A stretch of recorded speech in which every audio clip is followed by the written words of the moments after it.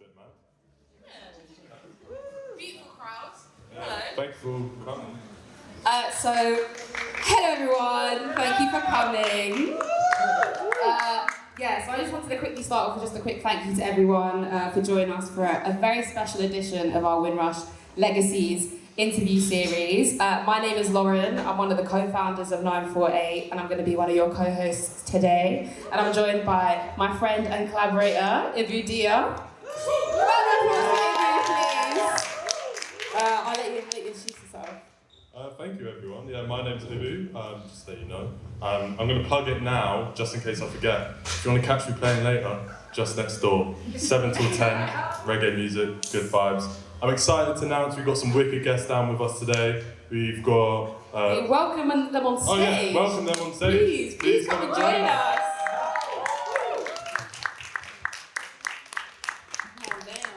So, first, we've got Rudi Minto De Wijs, who is the cultural programmer for Jumbi. Big him up. Round of applause. Then we've got none other than Lady Banton, aka Marilyn, Carnival legend. Big round of applause. And then we've got everyone's favourite East Londoner, if anyone can guess, Hak Baker. I just want to start by asking you guys, how are you? Been up to anything nice in this wonderful weather we've been having the last couple of weeks with all the rainfall? Yeah, bar this. I'm good. Been organising this, watching it come together. It's been amazing. 948, the best crew. Thank you. Yeah, we've been busy. We've been very busy. Everyone else? Guys, you doing good? I'm good. Yeah? Good. Very busy. I'm very glad to hear. I'm alright, man. Yeah? Yeah. Good. So I guess just to give you guys all some context, this is of course a very special live edition of our Windrush Legacies interview series, and this is an ongoing project designed by myself and my amazing co-founders, Ruby, India, I don't know where you guys are, but big up, also safe, he's on holiday Greece. This project was designed to commemorate the 75th anniversary of Windrush, which I think we can all agree has been, a momentous occasion. I think not only in Black British history, but British history just generally. It also holds a very, very special place in my own heart. My dad and my granddad came over during the Windrush. I guess I credit it with my entire existence, to be honest. So I thought maybe to get us started, we could maybe ask our panellists what Windrush means to you. And maybe we'll start with you, Hak, because you just earlier this year released a song, Windrush Baby, an absolute banger, which is going to be performing later, so stick around. So what does Windrush mean to you? Windrush to me represents tenacity of my people. My family are of Jamaican and Grenadian heritage. My grandmother will, let's get to it, she probably started the journey, she came over in the 60s.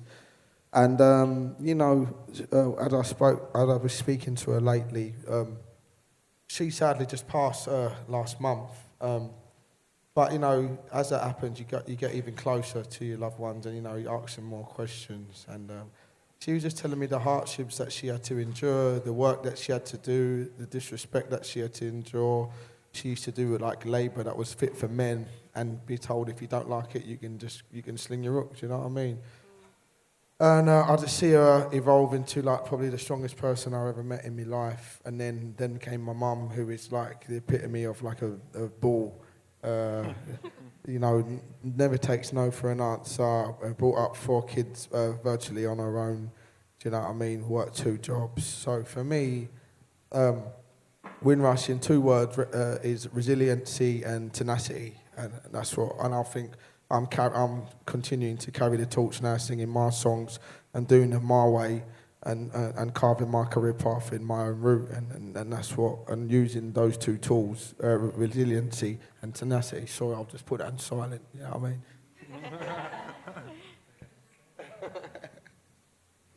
Yeah. Yeah, no, thank you. Thanks for sharing that. Anyone else want to share what Windrush means to them? Hi. It means a lot to me. And the older I get, I hang on to it as much as I can. And I think the reason you know, you make a New Year's resolution a couple of years ago, but a lot of the time you don't stick to it.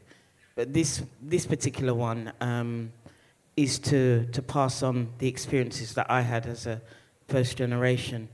My mother and my father came from Jamaica in 1961.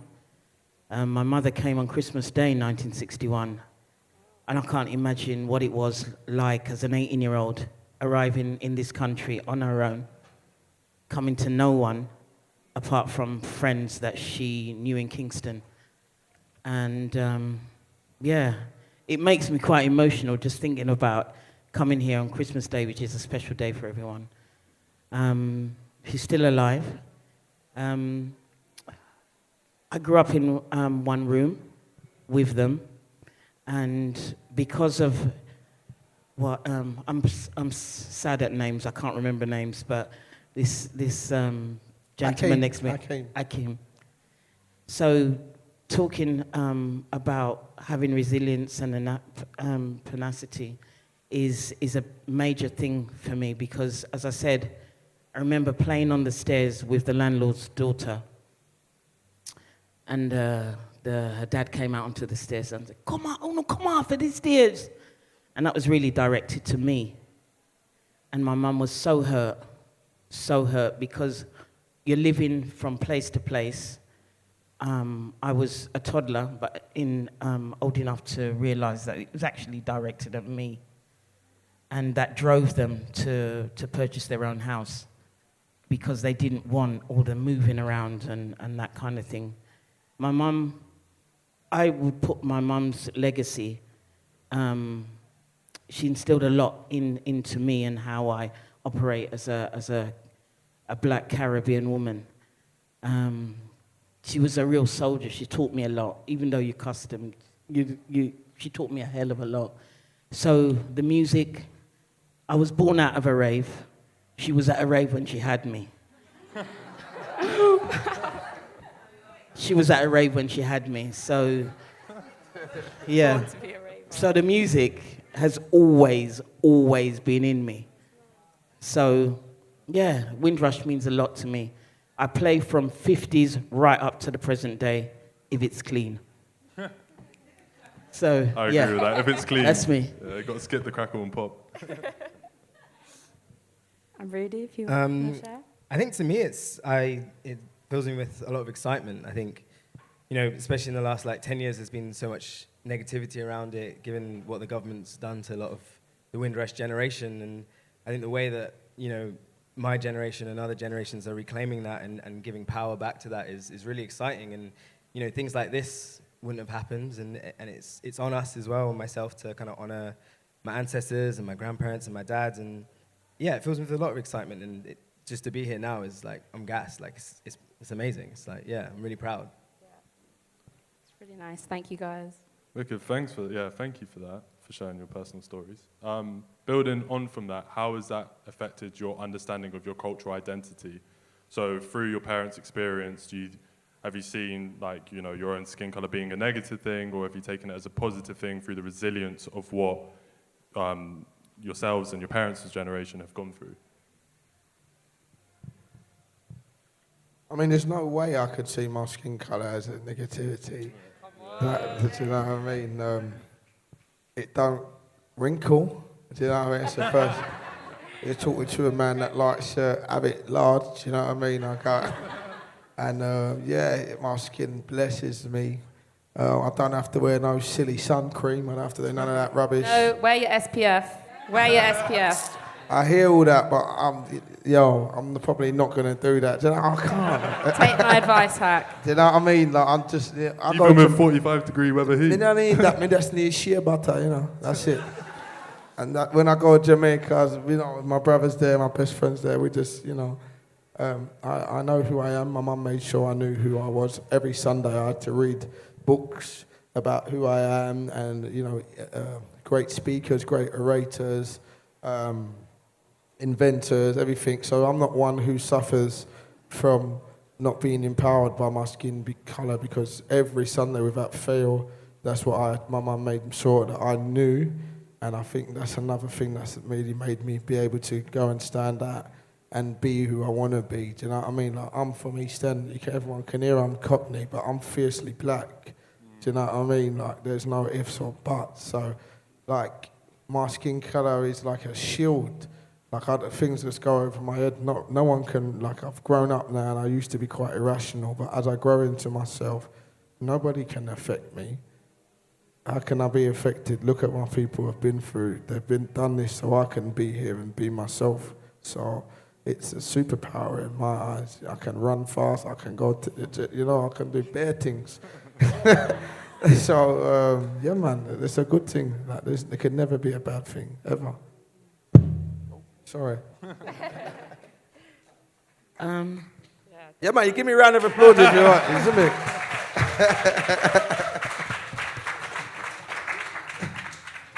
It's been, I'd say it's been a bit of a journey. Going to school in the 60s was very, very, very different. And I remember going to school on the first day and not seeing very many black people, even though we were in North London. That's where I grew up, and not seeing many people that looked like me. But much of my family life at that time, we were very close-knit. I didn't even realize how close-knit we were. But most of the network was Caribbean. They came from all different parts of the Caribbean, and we were all together. So going into this world, this school world, it was really odd. I didn't actually know it hit me like a ton of bricks. But going through school, it was very different time. The 80s was very different. We knew a lot more about who we were. We went through the riots. We went through all of these things. But I think the best thing about it was growing up on West Green Road in Tottenham. That's where we shopped. All our food was there. And that gave me a sense of what Jamaica was. And having the privilege of going to Jamaica in '79, that was just, when you just feel like this is it. This is where I connected with spiritually. This is where my family were. And this is who I was. They were a good family, because you're always told that, boy, them not nothing. Do you know what I mean? But that was, for me, gave a good sense of self. I could go on. I just could go on. But now it's. I feel that you're fortunate that there's so much, a wealth of information. My connection with Jamaica is huge now, because my parents went back, so we had a house there. So it was an excuse to go more. I knew who I was. I knew exactly where my parents came from. So that actually helps to entrench that this is where your ancestors came from. And I instill that in my daughter, although she's divorced Jamaica at the moment. So, yeah. Thank you so much for sharing that. And I think that's really interesting as well, because I must say, I've never met a Caribbean person who doesn't want to retire in the Caribbean, like where they've come from. Like, I know my dad, that's his plan. He's like, I'm off. Look after yourself. But yeah, thank you guys for sharing that. That was really nice. And I guess to bring it back to, legacy and Windrush Legacies and, the whole context of this project, I guess, I'd be interested to know if you guys feel a personal responsibility to continue the legacy of the Windrush generation and Windrush just more broadly, in your respective practices. Rudi, the things you do as a cultural program or as a musician, both of you guys in your own right. I'd be interested to know, do you feel that responsibility to continue it? Yeah, I can just speak for myself. I know I do.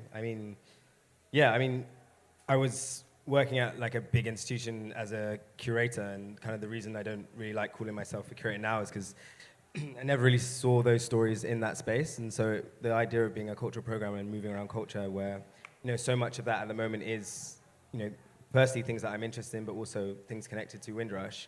It was important for me, to move and to kind of direct, I guess, my job.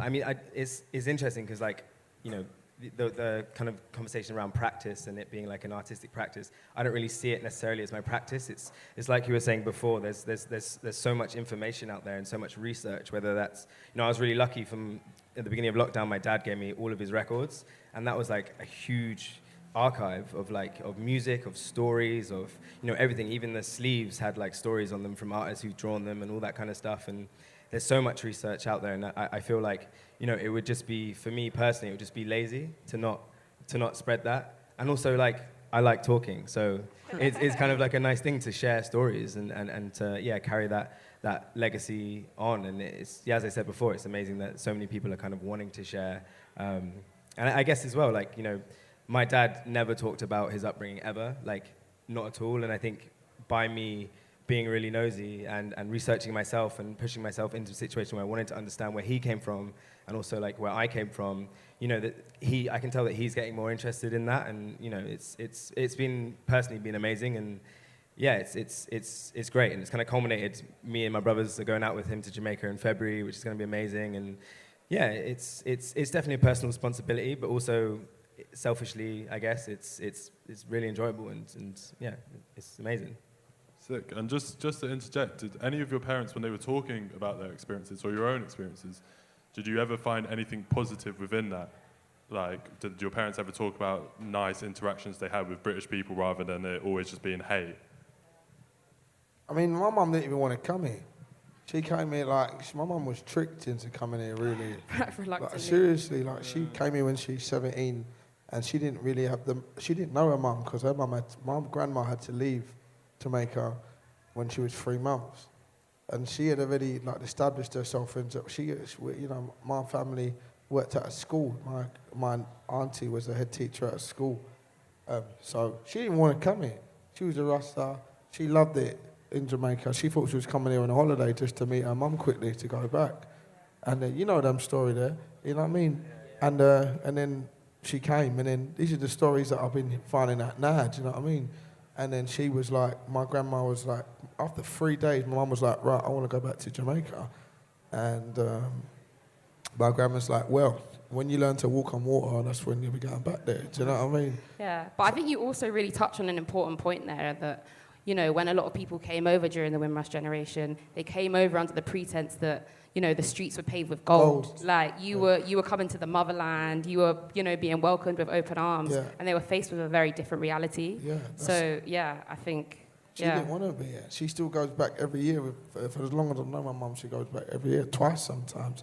Do you know what I mean? As much as she can. That's the motherland. That's the motherland. I love it. I want to retire. I love it there. I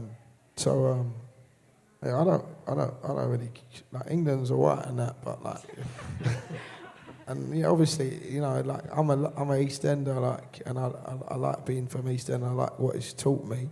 Do you know what I mean? But nah, I'm not having it here. I'm gonna go back home. Do you know what I mean? I think it's important as well to, like, a lot of people don't know, like, that it was a promise by the British government that there would be jobs here, that there would be houses here, that they would have better lives. And lots of people that come over, like, were highly educated, were middle class, Jamaicans, Dominicans, whoever. And those things weren't realized. They were more than not realized. They were worse than that. They weren't given passports. And then 40 years later, when they had passports, they were taken off them and told to go home. Like, it wasn't just this myth of, like, immigration that, like, people want to come here, want to, like, sit in the rain. Like, they don't. I don't think they do. Yeah. And it's not to say, like, everyone's had a bad time, but it's important, I think, to dispel the myth that, like, the Windrush generation came over here because they were dying and they were begging to come over here. It wasn't that. It wasn't that. Hit steal your jobs, apparently. No, thank you. Marilyn, did you have something you wanted to share? I think for me, my duty is because I lived it. I was one of the first generations to go to school here. And navigating that, I was explaining to someone the other day what that was like to be in primary school and going through the system. My mum didn't have a clue. Do you know what I mean? So, and their expectations was we got a good education, and there was so many challenges, and they continue to this day.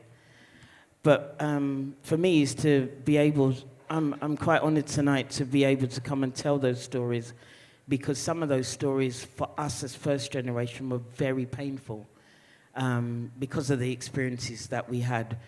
Trust me, we had a lot of fun though, but you know, we've seen things change quite drastically.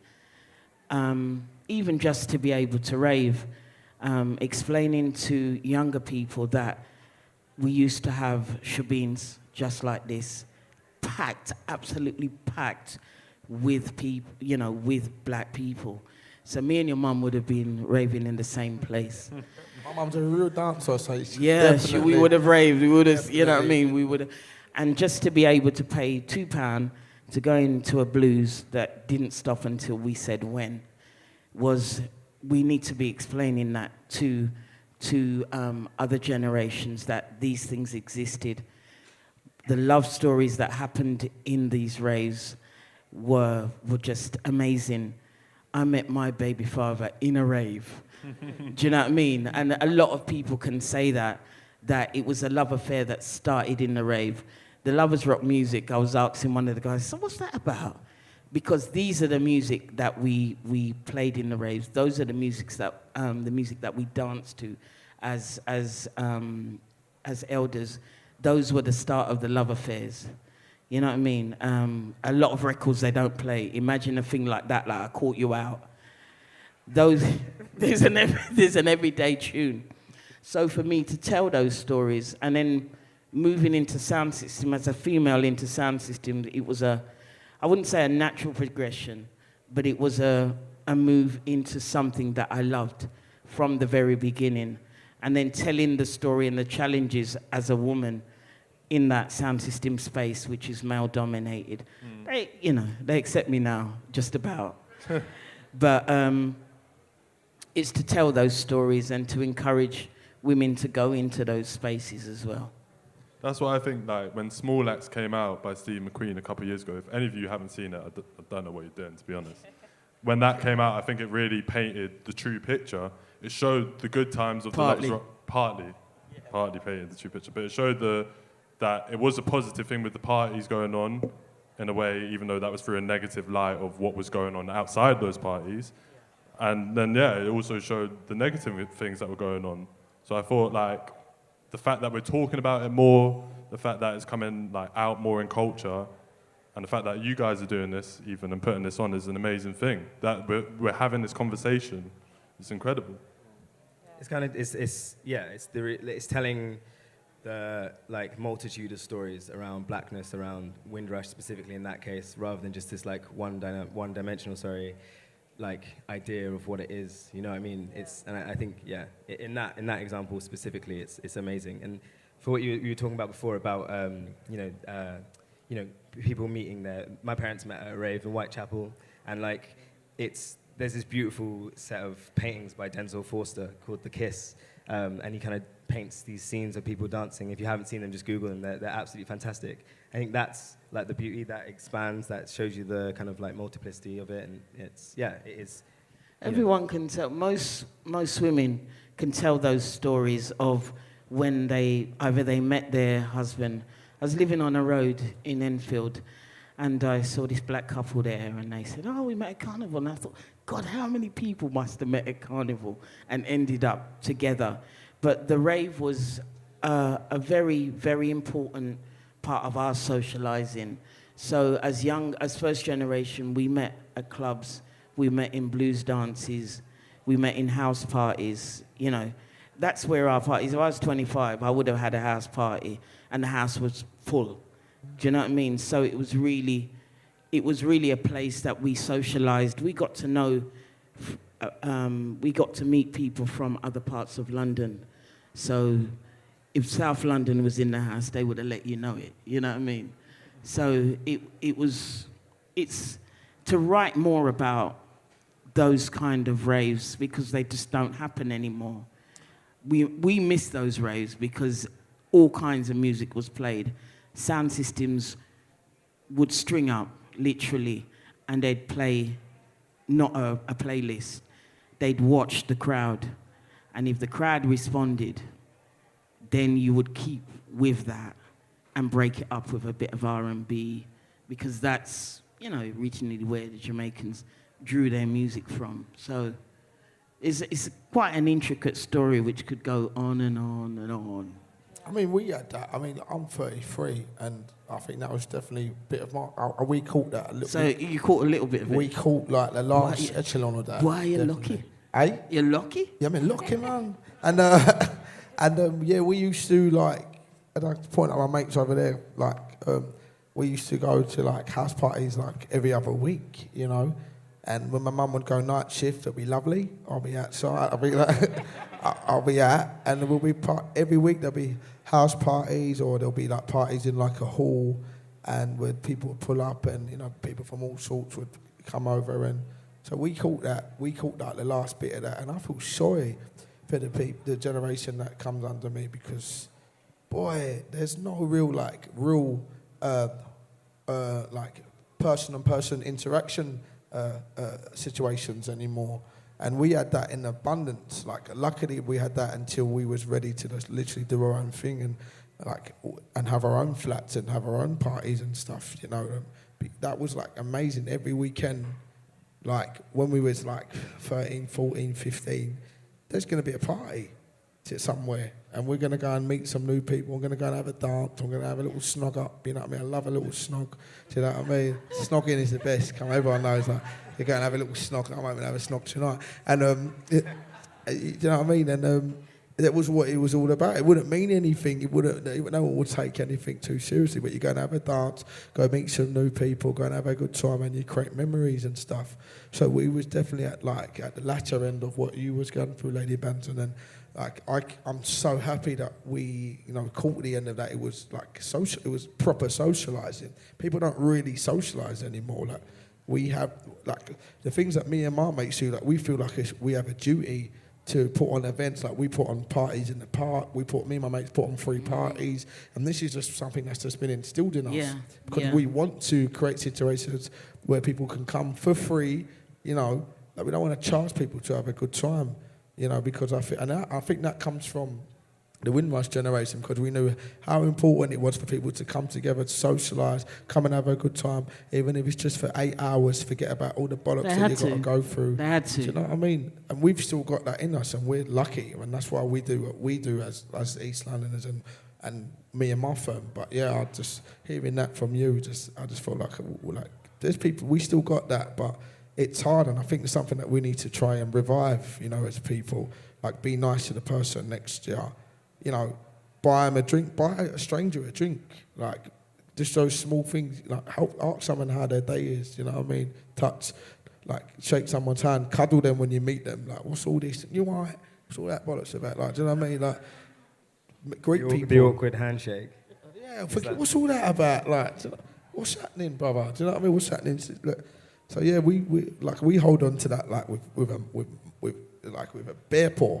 Yeah, and I must say, I think that's such a Caribbean trait as well.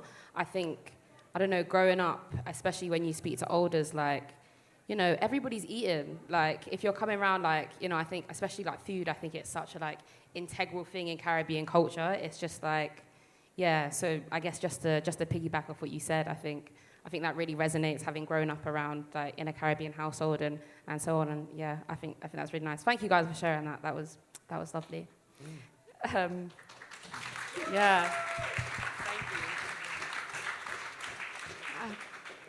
Yeah. So I guess to kind of like tie this all off quite nicely before we head to a Q&A, I thought it would be nice to maybe hear what you guys think that we can do collectively. You know, everybody in this room, as, you know, a society, what can we do better to recognize and honor the impact and the legacy of the Windrush generation within Britain? Talk, communicate, man. Yeah. We spend way too much time like on the phone and rubbish. Like, just talk to people, you know, let people know what we've been through and why. Like certain things, why we act certain way, why we might be a bit closed off about certain things, why we don't want to do certain things, you know what I mean? Why we feel a certain way about the Babylon them, because it's genealogy. Like, if it's pushing centuries, and then now it's pushing half a century. If we're talking about like the Windrush generation, like they've never been our friend. So don't talk to me about these police situations, because you will never know what we've been through with members of law opposed to be upstanding members of the society. You never know what we've been through and what we've had to face. So, it's just communication, I feel, is key. I think we have a thing where we feel like, not people are psychic, but how are they going to know? How they know why we feel this way, why I'm sideways towards Babylon, why I don't believe in the government, why I have no joy, why I have no trust in them. Just relaying simple stories and simple things and what's happened. When I talk to people and tell people about what's happened, how my life has been through, and just small pieces of history. People are completely unaware. The curriculum, our history curriculum teaches us nothing about our history. All it does is tell us that we're slaves, And that's not, we had massive kingdoms and things like that. The richest person ever was King Mansa Musa, who was from the Mali, who was black, But luckily, as I said, my mum taught me these things, So, I just think communication between, especially black people as well, between each other, so people can learn. And so we're not just people, we're not just environments and product of environments of ghettos. We're not We have a lineage of kings. Kings and queens. The more civilized Europe, people don't even know that. Why do the Spanish and Italian have dark skin tones? Because the Moors was there. But people have no idea about that. Do you know what I mean? So history in the present, in the close history, history in the far past. I just think we need to just communicate. People that do have information just need to hold them, it's their duty to just teach everybody. I think you touch on a good point when you say, especially within the black community, that definitely needs to happen, because what we've seen a togetherness within the 70s and 80s fighting the oppression. Now to black youths turning on each other and not realising and pointing upwards at the problem. So definitely starting those communications on the grassroots level and then building them up.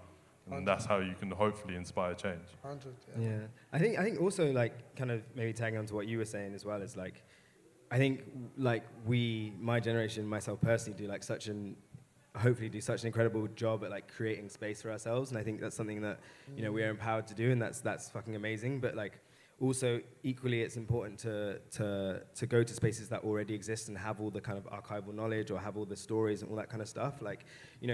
I was lucky enough to live opposite the PCA in Brixton, and every single time I went in there, and it has the largest archive of black history, black British history in the world, and every time I went in there, it was completely empty. And I think we're, as a generation, my generation, is so focused on creating spaces for ourselves, we often neglect the spaces spaces like BCA, the spaces like 198 in Brixton, the spaces like, Cubit in Angel, these black-run, powerful spaces that have, I don't want to be too cliche or whatever, but they have the answers. They have all this knowledge is here. They have the history. They have the real history. And I think it's important to realize yes, create space for yourself, but move forward, look backwards. It's as simple as that, I think. I think for me, there's so many things, but as a first generation, we need to tell our stories. So if there is someone that you know and you're curious, just ask them about what it was like.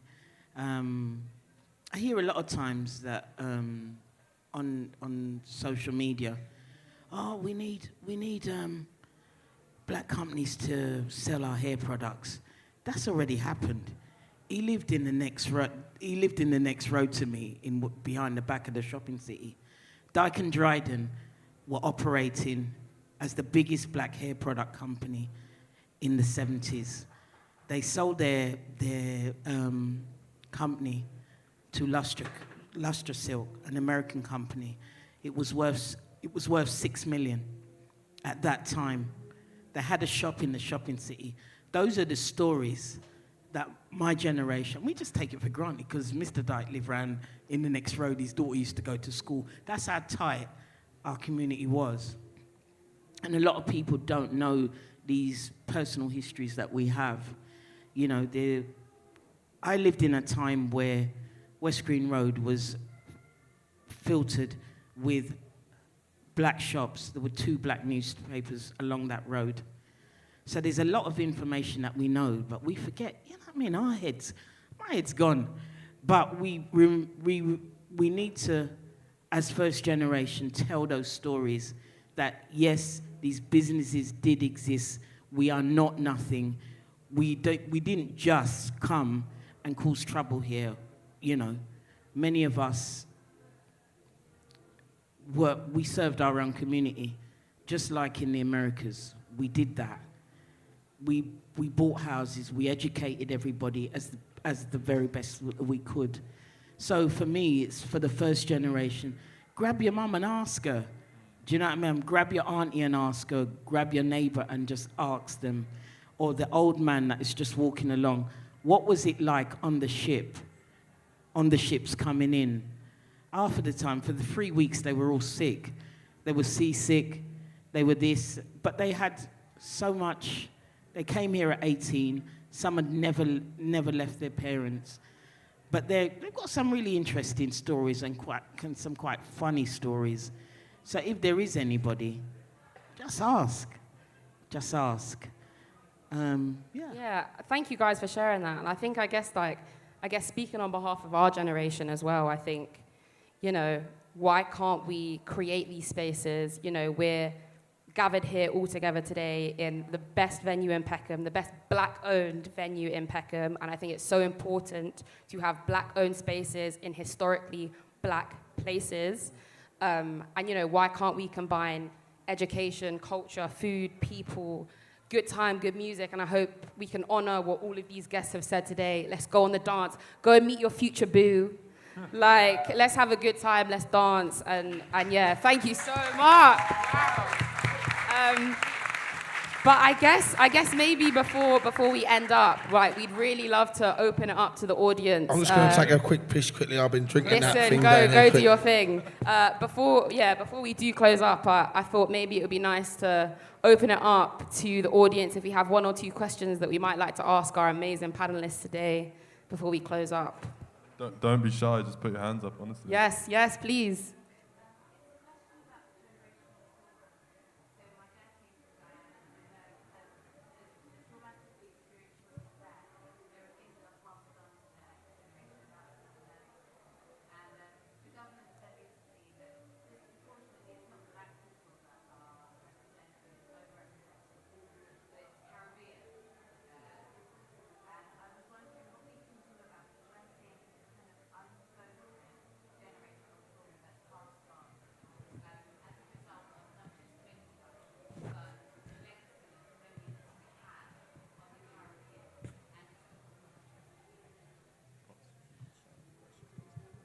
Yeah, I think maybe, so I guess that your question was kind of about generational trauma and how we can address that. I don't know if you guys were able to hear. Yeah?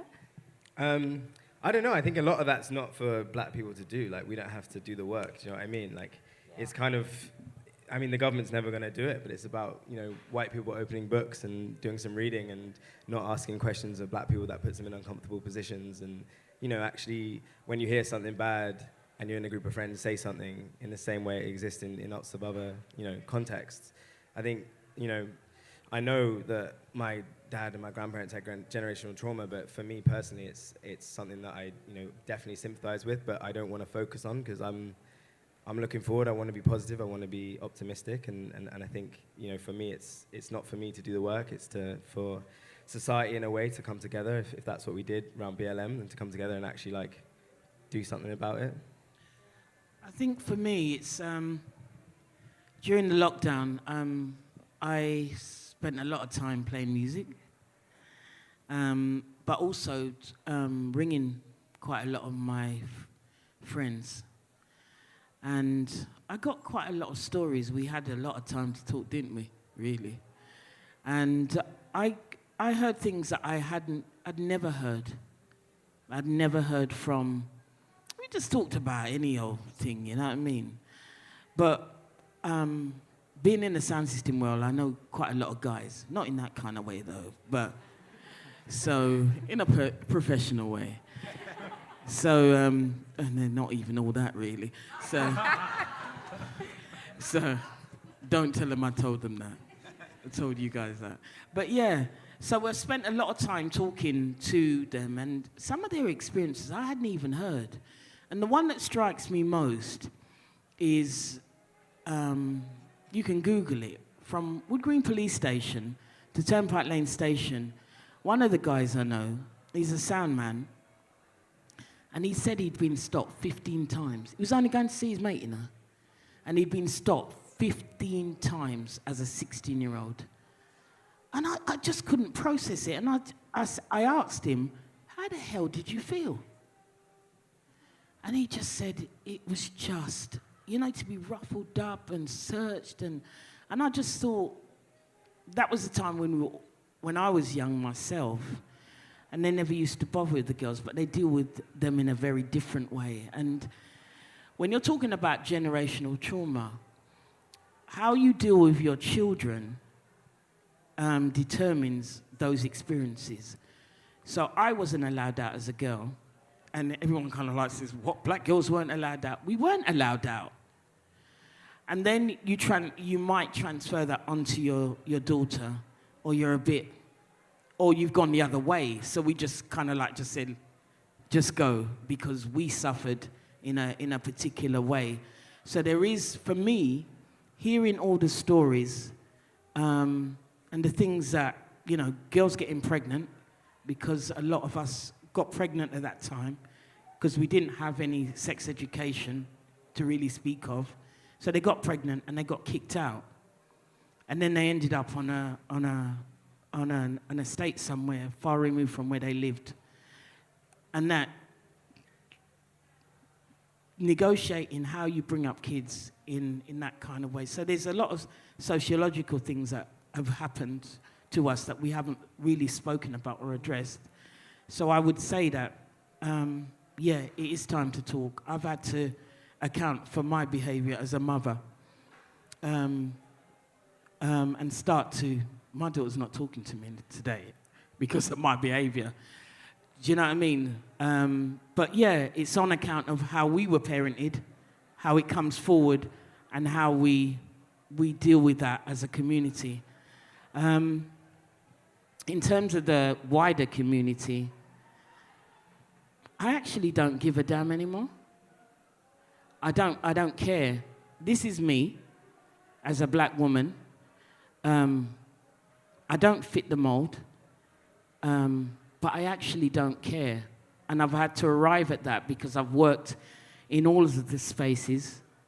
I know who I am now. So if you don't like it... Amazing, thank you. And I think maybe we might have time for one more question, if we have any takers.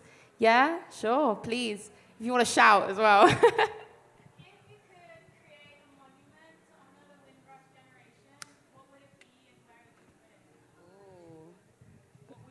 So if you could create a monument to honor the Windrush generation, what would it be and where would you play? Where would it be? What would it be and where would it be? I got a very quick answer. So Veronica Ryan created a monument outside Hackney Town Hall of basically like concrete breadfruit. It was done as part of like the Windrush Commission, probably this year actually, and it's fucking amazing. It's so sick because you see kids walk past us like, what the fuck is that weird looking fruit?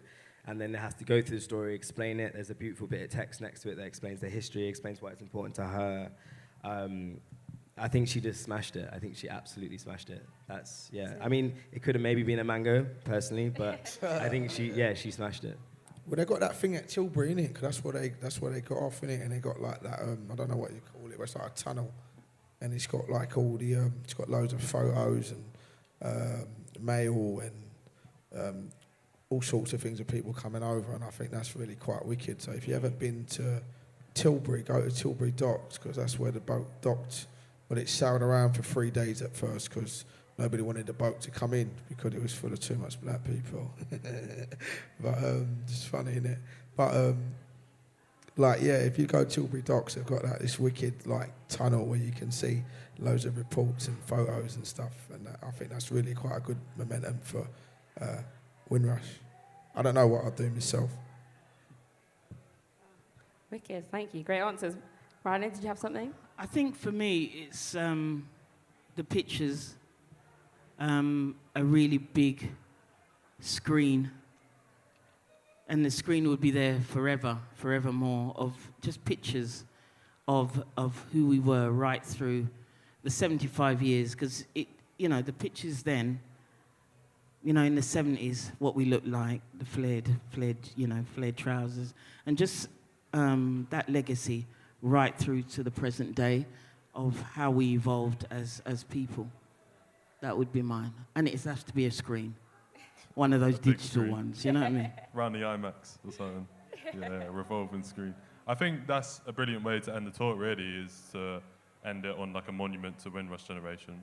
So ending on that note, I would first of all like to thank you guys for all coming and listening and being patient and all of that. So big up yourselves with a round of applause. Yeah. I'd also like to thank all our guests for coming through as well. And last but not least, I would like to thank the 948 lot for putting this event on. And just before you all run off and go and get your drinks and your food, which is provided by Well-Fed Naz, so you guys should all hit that up because it's fucking banging. But yeah, I just wanted to also say a couple of thank yous. Firstly, to Jumbi, thank you so much for having us down here and welcoming us into your space. Thank you so much. I'd also really like to shout out the Mighty Rulers and Pasta Productions who have provided a lot of the things you see in this space. They're absolutely incredible. And then finally, I'd also like to thank who aren't really here today, but we also had a lot of helping hands to help us put this amazing set together. Leela, Darcy, Lottie, and everyone else who's helped. Ella, my bestie right there, thank you. And yeah, finally, please do stick around, go get a drink, go get some food. We've got South London Samba up next, so thank you. Big up to our panel, thank you so much. And one more thing, big up the Windrush generation as well. Yes, big up Windrush.